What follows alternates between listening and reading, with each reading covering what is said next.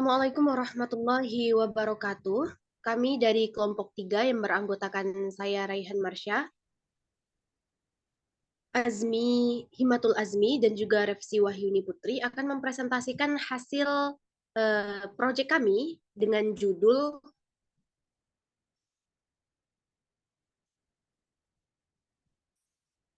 Momen Inersia Benda Tegar.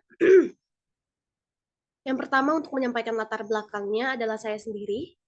Inersia adalah kecenderungan benda untuk mempertahankan keadaannya, naik, tetap, diam, atau bergerak.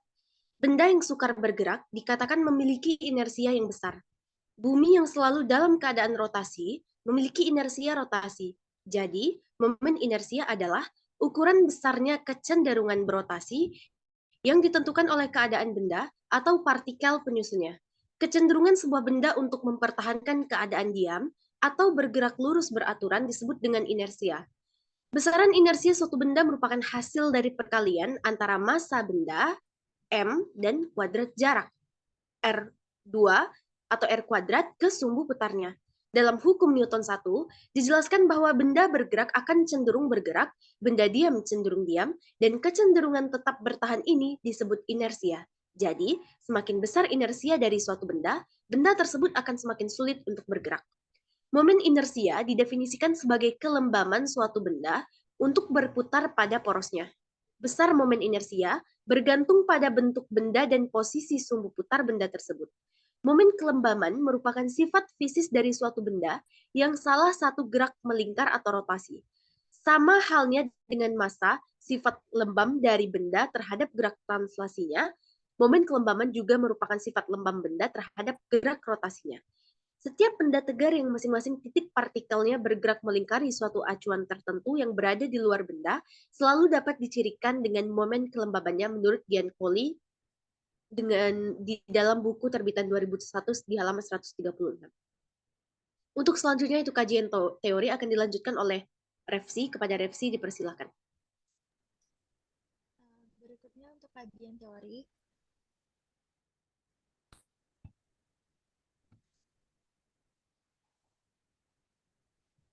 Suatu benda tegar dapat mengalami translasi apabila gaya yang diberikan pada benda dapat mengenai suatu titik yang disebut pusat massa. Pusat massa merupakan titik di mana benda akan berada dalam keseimbangan rotasi atau tidak mengalami rotasi.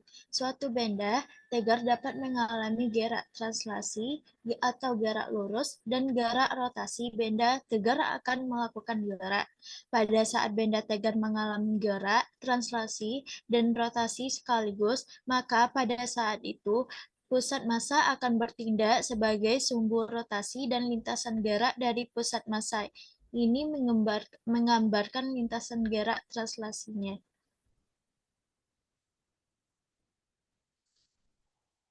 Lintasan gerak translasi dari benda tegar dapat ditinjau sebagai lintasan dari letak titik barat benda.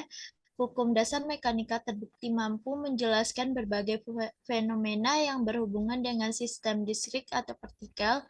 Hukum dasar ini tercakup dalam formulasi hukum Newton tentang gerak. Secara umum, momen inersia setiap benda tegar bisa dinyatakan sebagai berikut. I sama dengan sigma mr kuadrat, I sama dengan mr1 kuadrat, ditambah mr2 kuadrat, tambah mr3 kuadrat, dan seterusnya. Sigma sama dengan jumlah.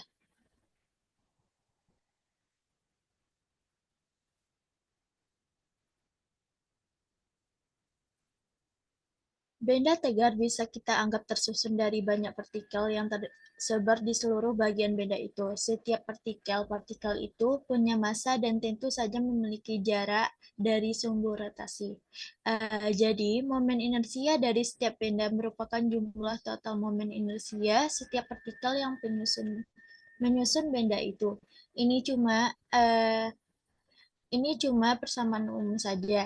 Bagaimanapun, untuk menentukan momen inersia suatu benda tegar, kita perlu meninjau benda tegar itu ketika ia berotasi. Walaupun bentuk dan ukuran dua benda sama, tetapi jika kedua benda itu berotasi pada sumbu alias poros yang berbeda, maka momen inersianya juga berbeda.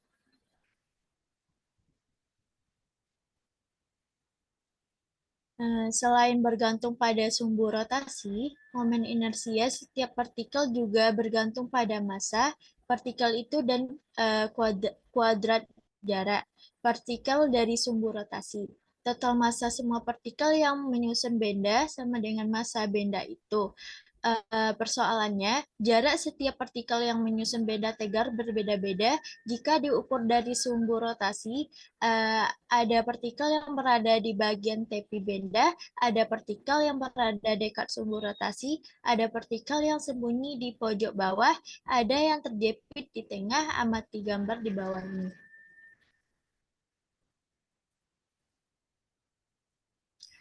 Ini adalah contoh gambar satu, contoh sebuah benda tegar.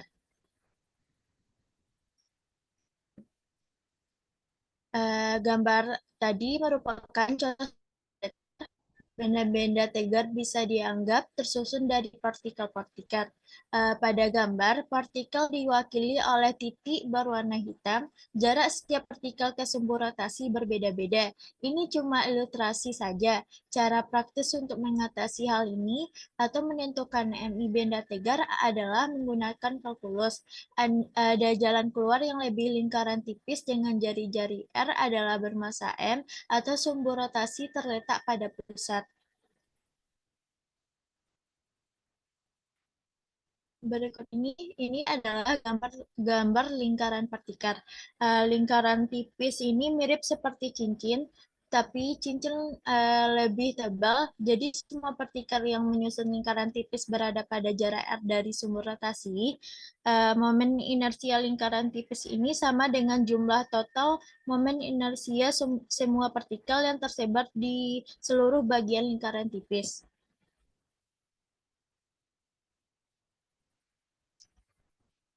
Walaupun bentuk dan ukuran dua benda sama, tetapi jika kedua benda itu berotasi pada sumbu alias poros yang berbeda, maka momen inersianya juga berbeda. Dan di bawah ini adalah gambar tiga macam-macam benda tegar.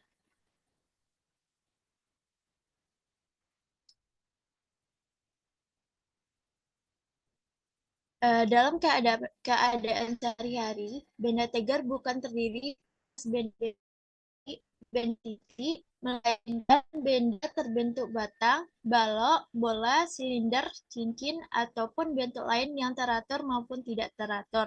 Contoh penerapan momen inersia adalah kehidupan sehari-hari, yaitu pada gasing yang berputar dengan seimbang, karena telah didesain dengan sedemikian rupa sehingga massa gasing dapat berada di tengah-tengah gasing. Contoh lain, penerapan momen inersia pada roda sepeda yang berputar. Baiklah, selanjutnya akan dijelaskan oleh Azmi.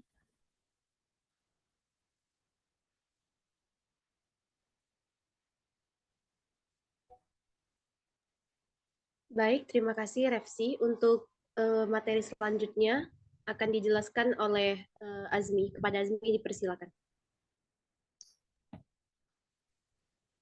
Baiklah, terima kasih moderator. Selanjutnya, saya akan menjelaskan pembahasan.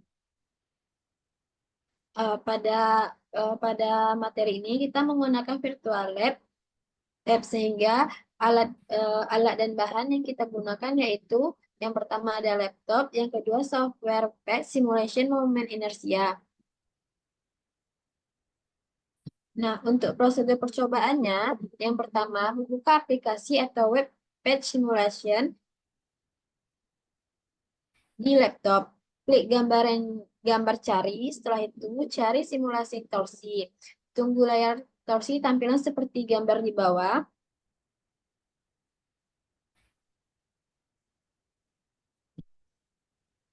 Setelah itu, klik icon momen inersia pada bagian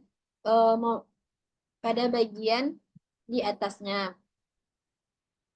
Setelah itu, klik tampilan komponen, aturlah radius massa yang akan digunakan. Setelah radius dan massa diatur, klik Go untuk mendapatkan hasil momen inersia. Lakukan percobaan dengan memvariasikan massa untuk tabel 1 dan memvariasikan radius untuk tabel 2. Kemudian, cetak data pada tabel yang telah disediakan. Baiklah, untuk data yang akan kita ambil, akan kita lakukan. Untuk data pertama, dengan memvariasikan massa dan radiusnya tetap, yaitu kami menentukan 2 meter. Untuk data pertama, yaitu kami menggunakan massa dengan nilai 0,01 kg, didapatkan hasil sebagai berikut, yaitu 0,25 kg meter kuadrat. Untuk data kedua, masih dengan radius yang sama, kami menggunakan massa senilai 0,05 kg.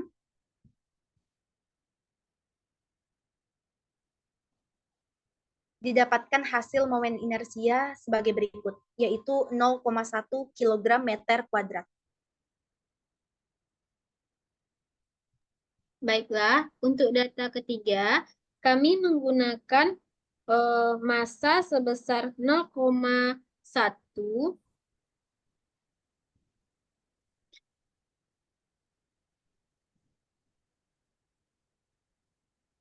dengan radiusnya tetap yaitu 2, sehingga didapatkan momen inersianya yaitu 0,2 kg meter kuadrat. Untuk data ketiga, kami menggunakan massa sebesar 0,15 dengan radiusnya tetap yaitu 2, sehingga didapatkan momen inersianya yaitu 0,3. Selanjutnya untuk data 5, menggunakan massa 0,20 kg dengan radius tetap yaitu 2, maka didapatkan momen inersianya 0,4 kg M pangkat 2. Dan untuk data ke-6,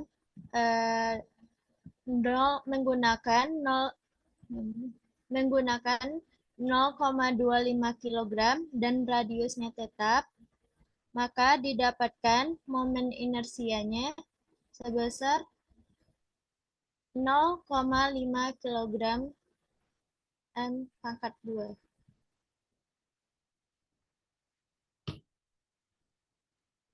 Baiklah, untuk tabel kedua, tabel selanjutnya, yaitu dengan memvariasikan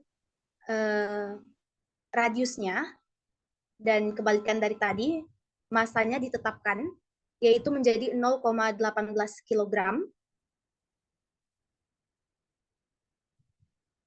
Untuk radiusnya, data pertama kami menggunakan radiusnya sebesar 0,3 meter.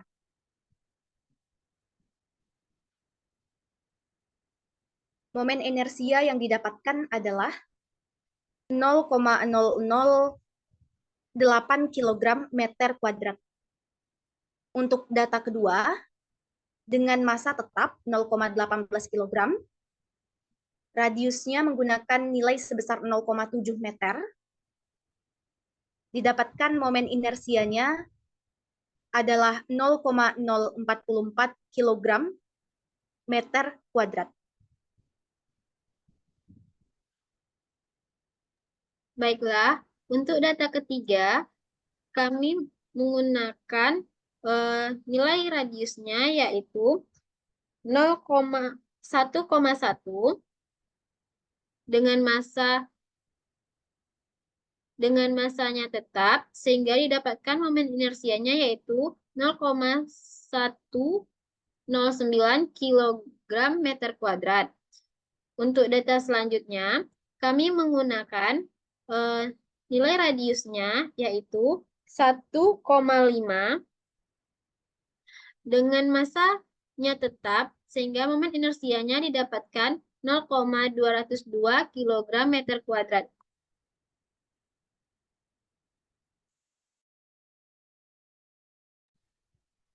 Baiklah, untuk data kelima menggunakan radius sebesar 1,9 meter dengan massa tetap yaitu 0,18 kg dan didapatkan momen inersianya sebesar 0,325 kg meter kuadrat.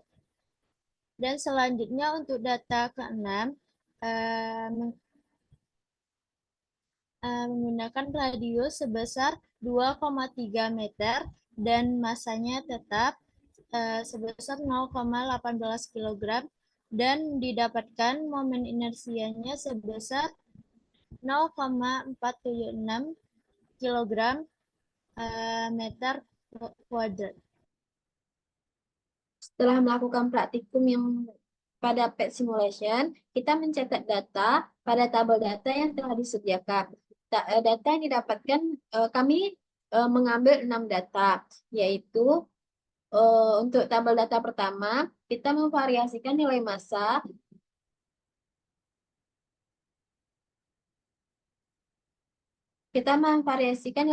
dan menetapkan nilai radius yaitu 2 meter. Sehingga didapatkan untuk data pertama kita menggunakan massanya itu 0,01.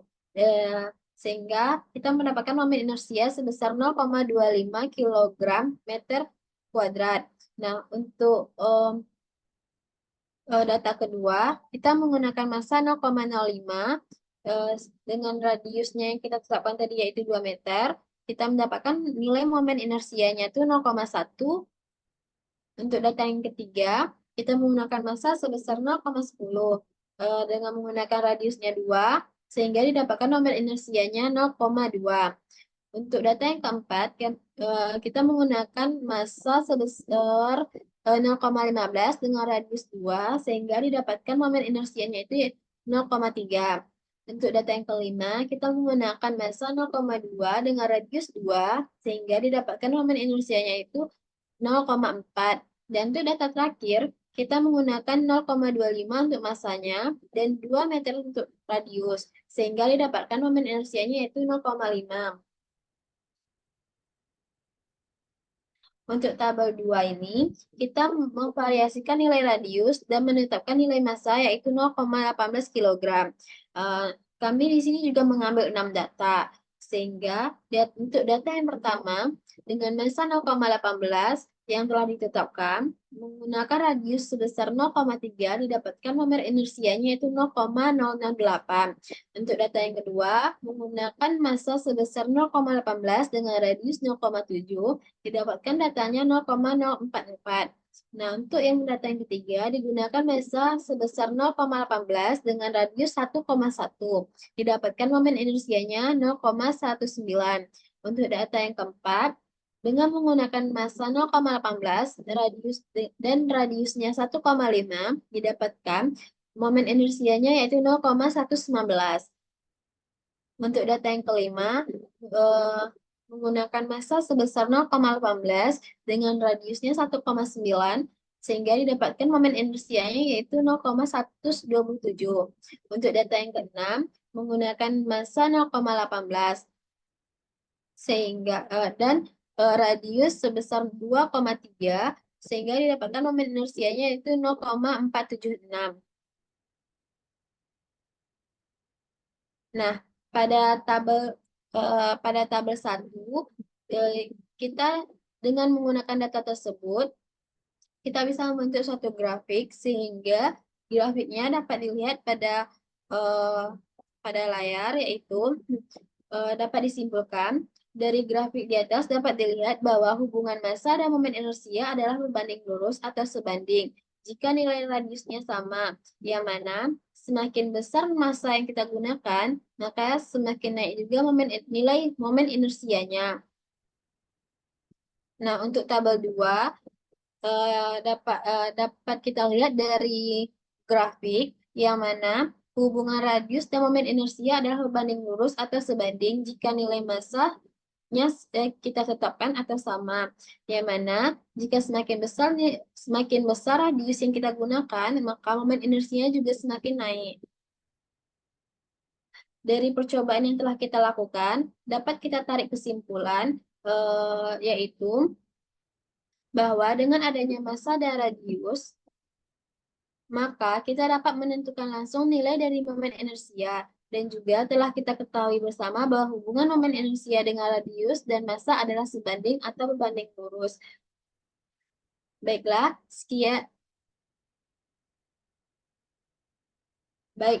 sekian dari penjelasan saya. Saya kembalikan kepada moderator. Baik, terima kasih Azmi atas penjelasannya. Baiklah, sampai di sini presentasi dari kami. Apabila ada salah, mohon dimaafkan. Kami tutup dengan wabillahi taufiq wal hidayah. Wassalamualaikum warahmatullahi wabarakatuh.